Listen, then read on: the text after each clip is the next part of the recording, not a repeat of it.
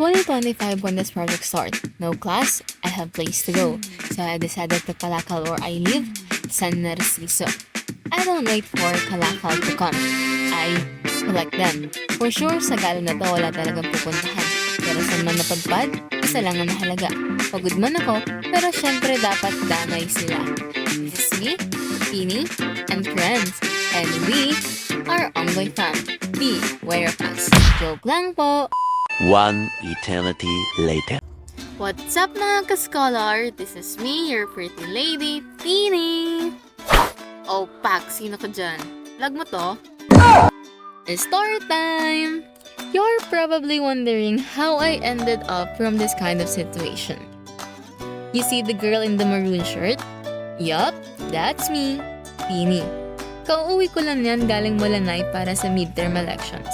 And hindi pa ako nakakarating ng bahay, nakita ko ng magagaling kong kaibigan na tanghaling tapat, may sessions. You see the girl in the pink shirt? That's Geraldine Icot. And the one who's holding my camera, namely Yunita Vinsal. Kauuwi lang din nila from San Pablo, Laguna.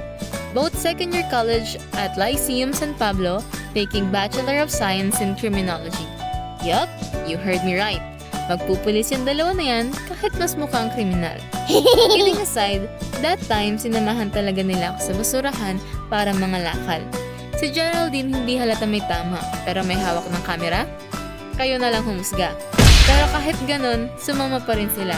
Bonding natin daw namin, kaya for the go. Ng mga oras na yan habang nangangalakal kami, nagkakamustahan na din. Tagal na din ang huli kami nagsama-sama.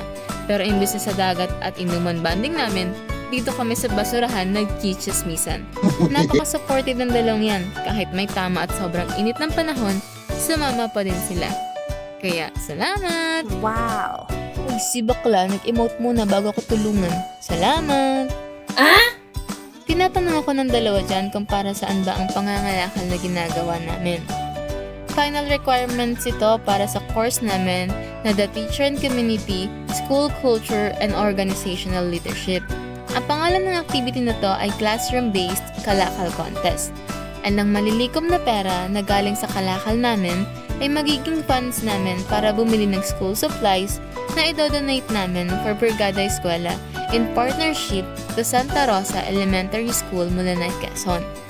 And the top 3 earners will be awarded as partly exempted for our final examination. The next day later. 20 minutes later. Second day ng pangangalakal ko. Kasama ko dyan ng kapatid kong hindi naliligo pero pogi pa din. Wow! Nagpaalam ako kay mama na pupunta akong Rizal, isang barangay na malapit sa amin. Ang chismoso kong kapatid, tinanong kung mag-aano daw ako. Sabi ko nature trip. Ang kuya mo sumama. As you can see, naka-jacket ng babae na to kasi sobrang init. Habang nag-video siya, panareklamo. Ang sabi ko daw kasi nature trip, hindi bad trip. Pagkirang ko naman, nature naman ang basurahan makalat nga lang. Sabi nga ni Boss Gioong, nature is not place to visit, it is home. Patayo kaya ako ng bahay dito. Tomorrow for sure. Eventually,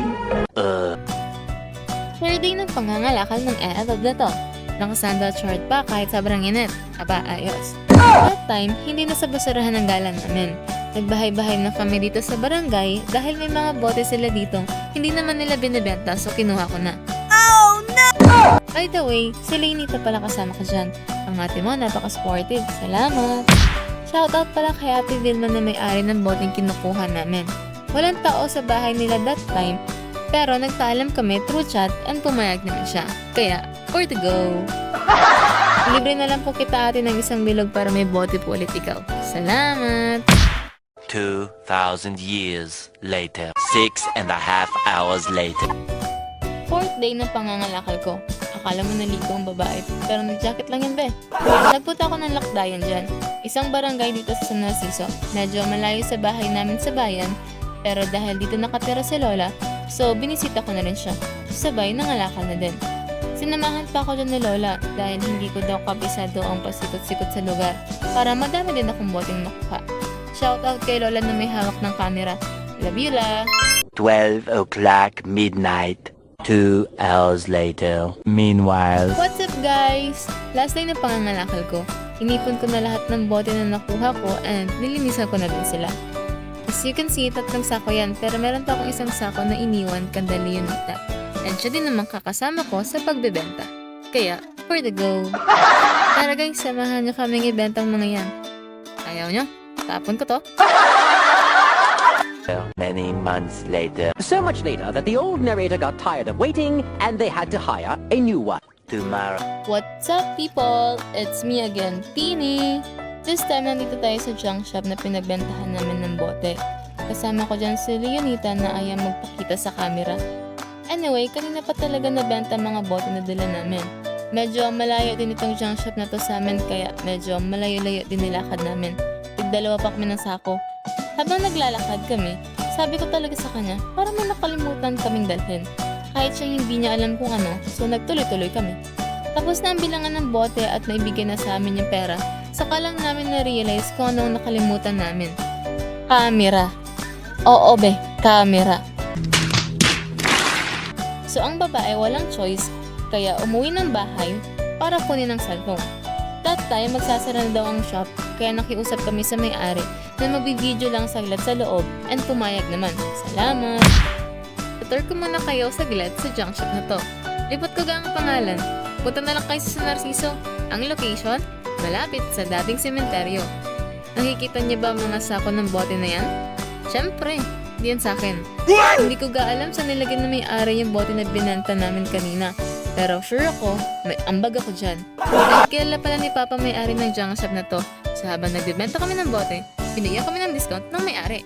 Salamat! Shoutout pala kay Ate Malu na sobrang bait. Thank you po! At dahil dyan,